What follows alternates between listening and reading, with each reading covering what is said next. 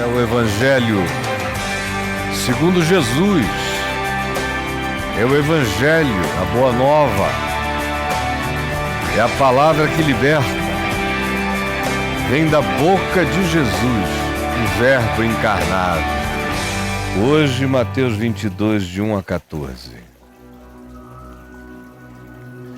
De novo passou Jesus a falar por meio de parábolas, dizendo-lhes: o reino dos céus, ou o reino de Deus, as expressões são sinônimas, dizem a mesma coisa. O reino dos céus é semelhante a um rei que celebrou as bodas de seu filho. Quando você pensar no reino de Deus, pense nisto. É um rei celebrando a maturidade do seu filho.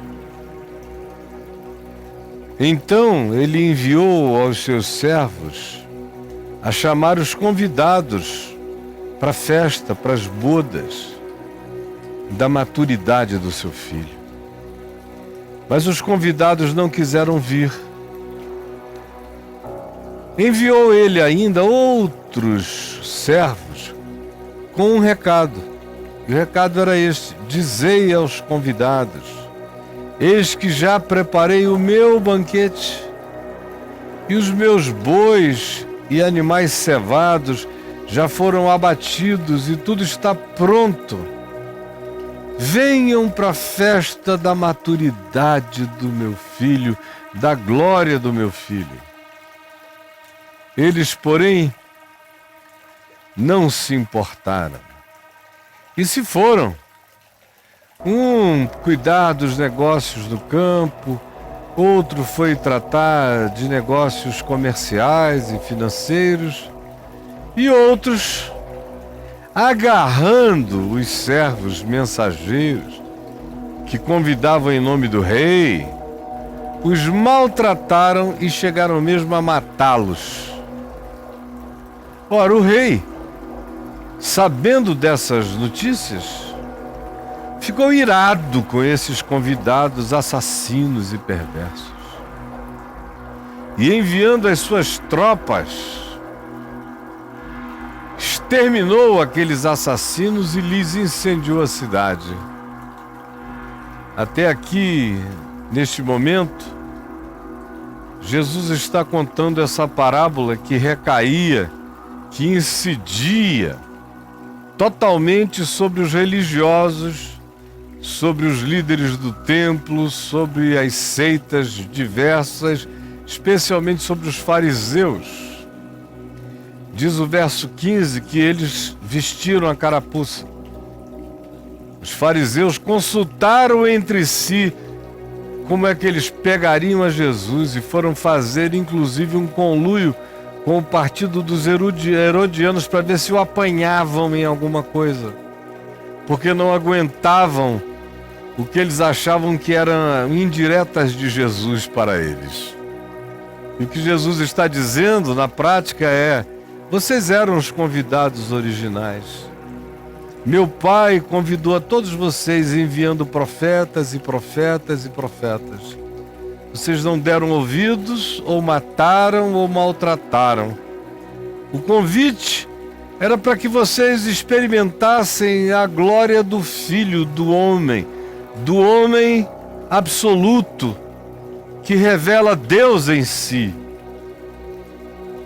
Mas vocês não quiseram. Então o rei, que é Senhor de todas as coisas, ficou irado e enviou as suas tropas. O que veio efetivamente acontecer no ano 70 da nossa era, aproximadamente uns 40 anos ou 39 anos depois de proferidas estas palavras, essa parábola por Jesus. Isso veio a se cumprir depois. Nesse tempo, quando Jesus falou, ainda demoraria mais 40 anos para que aquela cidade fosse exterminada. Mas eles viram nisto uma ameaça profética. E Jesus prossegue dizendo: O rei ficou irado e, depois de exterminar aquela cidade, ele disse aos seus servos: está pronta a nossa festa. Mas os convidados não eram dignos. Não se acharam dignos da graça, do convite e do amor do rei, convidando-os para a glória do seu filho. Agora eu vos digo: ide para as encruzilhadas dos caminhos e convidai para as bodas a quantos encontrardes. Conforme Jesus disse em Mateus 28:19, ide por todo o mundo, ide por todas as encruzilhadas e trazei e convidai. E saindo aqueles servos pelas estradas, pelo mundo, reuniram todos os que encontraram, sem critério, maus ou bons. O convite era indiscriminado. O primeiro convite foi direcionado, foi feito a Israel. Mas Israel não se achou digno daquele convite, no sentido pior. Não achou que quem convidava era digno de atenção. E repudiaram o convite. Então agora a ordem é essa: chamem todos. Até gente ruim que queira vir, podem vir, porque o reino de Deus é assim, é como um homem que lança uma rede ao mar e puxa peixes bons e peixes maus. Depois é que se separam os bons dos maus. Agora, eu digo a mesma coisa: ide, e todos os que encontrarem, maus ou bons, chamai. E a sala do banquete ficou repleta de convidados.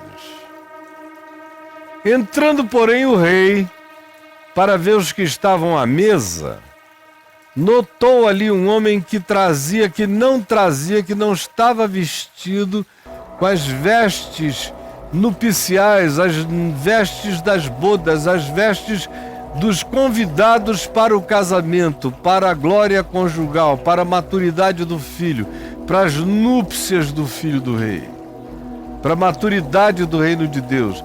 Cada um recebeu a veste da justiça do rei. Cada um recebeu vestes nupciais.